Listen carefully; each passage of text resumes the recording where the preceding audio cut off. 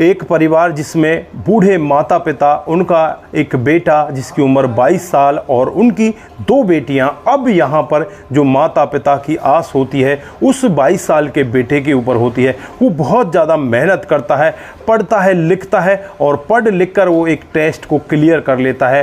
अब उसका रेलवे में कल इंटरव्यू होना था। वो अपने यहाँ से ट्रेन में बैठता है और ट्रेन में बैठकर वो दिल्ली जाने वाला होता है, लेकिन गलती की वजह से वो दिल्ली की ट्रेन ना पकड़कर हावड़ा की ट्रेन पकड़ लेता है। और जब उसे रास्ते में टीटी मिलता है तो टीटी उसे बीच रास्ते में ही उतार देता है। लेकिन जिस स्टेशन पर वो उतरता है वो बिल्कुल सुनसान सा स्टेशन होता है दोस्तों। उसके बाद उसका जो जीवन बदलता है कभी किसी ने कल्पना भी नहीं की थी। अगर आप लोग भी पूरे मामले को डिटेल से जानना चाहते हैं तो वीडियो को जरा सा भी स्किप ना करें, लास्ट तक वीडियो को जरूर देखिएगा। आगे बढ़ने से पहले हमारी वही रिक्वेस्ट कि जो हमारे चैनल के साथ नए हैं कृपया करके चैनल को फॉलो कर लें, बेल आइकन को जरूर प्रेस करें। नमस्कार, जय हिंद। आप देख रहे हैं APH न्यूज राहुल रावत के साथ। दोस्तों आज की जो हकीकत की घटना आप लोगों को बताने जा रहा हूं, ये बिहार के हरिपुर गांव की हकीकत की घटना है। यहाँ पर मोहन नाम का एक लड़का जिसकी उम्र 22 साल होती है दोस्तों। यहाँ पर उसके माता पिता और 2 छोटी बहनें होती हैं। माता पिता की उम्मीदें अब मोहन के ऊपर होती क्योंकि वो अब बूढ़े हो चुके होते हैं। उन्हें एक ही सहारा था कि हमारा बेटा बड़ा हो गया है, अब ये पढ़ लिख भी गया है, पढ़ लिख कर कोई नौकरी लग जाएगा और नौकरी लगने के बाद जो हमारा कर्जा है उस कर्जे को उतार देगा, उसके बाद अपनी बहनों की शादी करेगा। दोस्तों होता भी कुछ ऐसा ही है। ये एक रेलवे का टेस्ट देता है और उस रेलवे के टेस्ट को पास कर लेता है दोस्तों। अगले दिन इसका इंटरव्यू होता है। अब ये पटना रेलवे स्टेशन पर पहुंच जाता है। जो माँ होती है इसे 100 का नोट देती है और कहती है कि बेटा तू रास्ते में कुछ खा लेना। जो पापा होते हैं उनकी जो भावना होती है इसकी तरफ इस कदर होती है कि मेरा बेटा जल्दी से नौकरी में लग जाए और उसके बाद अपने घर परिवार को संभाल ले। दोस्तों यहाँ पर बहुत सारी उम्मीदें इस लड़के के साथ जुड़ी होती हैं।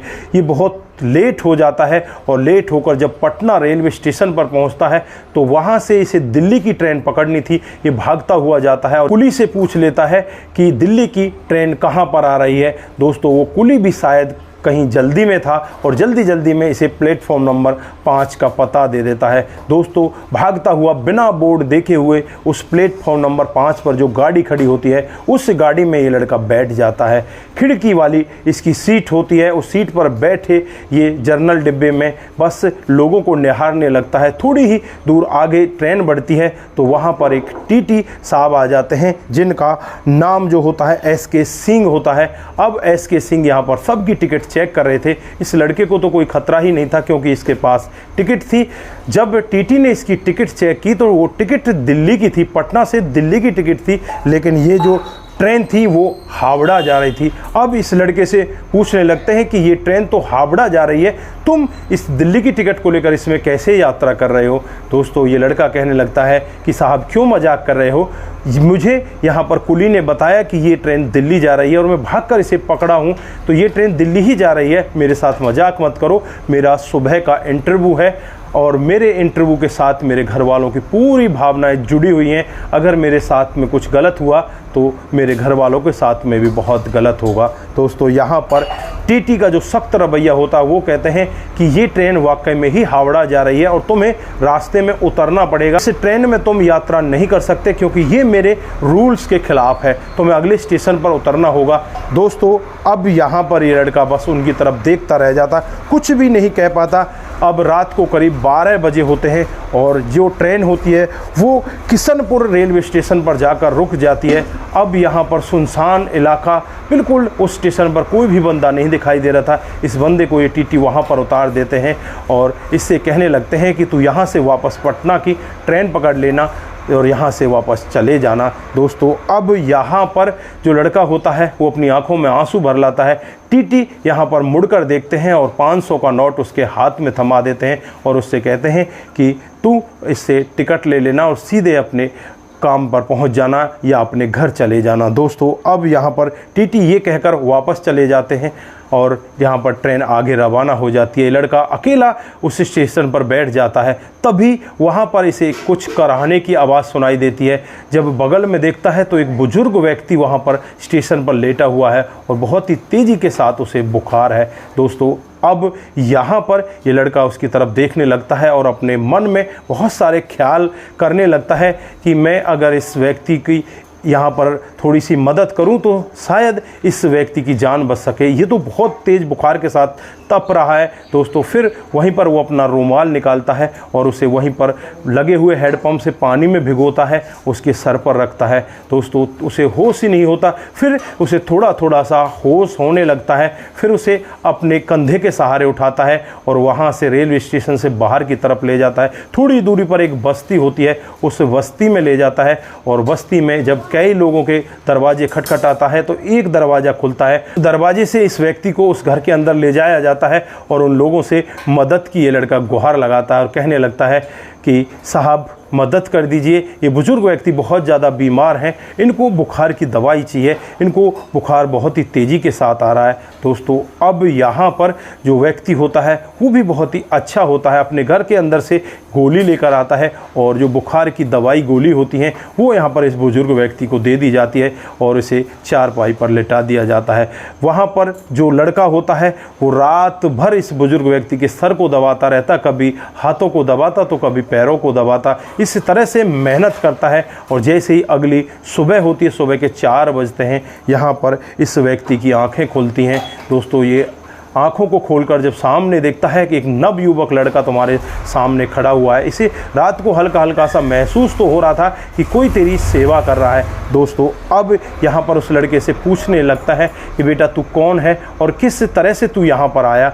तो यहाँ पर ये लड़का अपनी पूरी अपबीती बताता है कि इस तरह से मेरे घर परिवार में मेरी माँ और मेरे बूढ़े पिताजी हैं, मेरी 2 छोटी बहनें हैं, मेरा सुबह का इंटरव्यू था लेकिन मैं गलत ट्रेन में चढ़ने की वजह से इंटरव्यू को नहीं दे पाया और अब मेरी जो सारी की सारी उम्मीदें हैं उन पर पानी फिर गया। अब मैं करूँ तो क्या करूँ, मैं कुछ नहीं कर पाया। दोस्तों यहाँ पर जो व्यक्ति होता है वो कोई छोटा मोटा व्यक्ति नहीं होता, वो सेठ राम निवास जी होते हैं जो उस एरिया के बहुत बड़े सेठ होते हैं। तो थोड़ी देर बाद ही वहाँ पर बहुत बड़ी गाड़ी आकर रुकती है और उसमें से 3-4 आदमी उतरते हैं और सेठ को उस गाड़ी में बिठाते हैं। लेकिन सेठ यहाँ पर उनसे कहता है कि तुम रुको, मुझे इस लड़के से बात करनी है। फिर उस लड़के से बातचीत करने लगते हैं और लड़के का नाम मोहन होता है। दोस्तों मोहन की पूरी बात सुनने के बाद जो यहाँ पर सेठ जी होते हैं रेलवे के चेयरमैन को फ़ोन मिलाते हैं और उनसे कहने लगते हैं कि इस तरह से आज तुम्हारे यहाँ एक लड़के का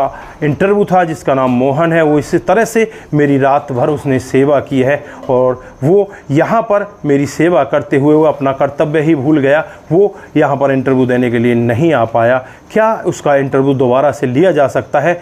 क्या उसे नौकरी मिल सकती है? अगर आप लोग उसको नौकरी दे सकते हो तो ठीक है, नहीं तो मैं अपनी कंपनी में आपसे 3 गुनी तनख्वाह पर उसे रख लूँगा। दोस्तों इतने बड़े आदमी का फ़ोन जब चेयरमैन के पास जाता है तो चेयरमैन भी यहाँ पर उन्हें मना नहीं कर पाता और चेयरमैन साहब फिर यहाँ पर उसे अपने पास बुलाते हैं और उसके लिए स्पेशल इंटरव्यू रखा जाता है। दोस्तों उस इंटरव्यू में भी वो लड़का पास हो जाता है। इधर जो सेठ राम निवास जी होते हैं वो यहाँ पर उस लड़के से कहते हैं कि आज के बाद तुम्हारे घर की जिम्मेवारी मेरी है, तुम्हारी बहनों की शादी मैं करूँगा और तुम्हारा परिवार बड़े अच्छे से चलने लगेगा।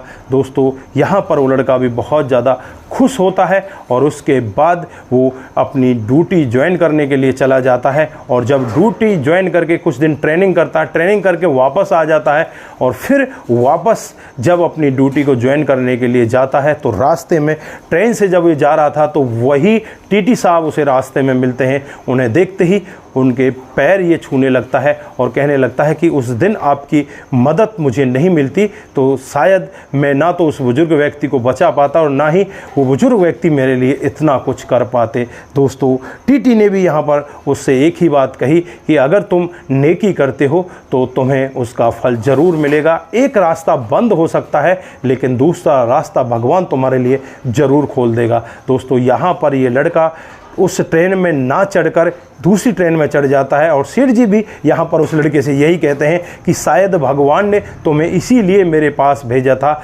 जिससे कि तुम्हारा आगे काम अच्छे से चल सके। दोस्तों होता भी कुछ ऐसा ही है। और फिर उस दिन के बाद से वो लड़का अपनी ड्यूटी करने लगता है और अपने घर परिवार के साथ बड़े आराम से रहने लगता है। सेठ जी ने उसकी दोनों बहनों की शादी करा दी और उनके लिए एक बहुत ही अच्छा सा घर बनवा दिया। माता पिता भी आज खुश हैं, बेटा भी आज खुश है। तो दोस्तों यहाँ पर इस कहानी से हमें यही सीख मिलती है कि ज़रूरतमंदों की हमें हमेशा सहायता करनी चाहिए।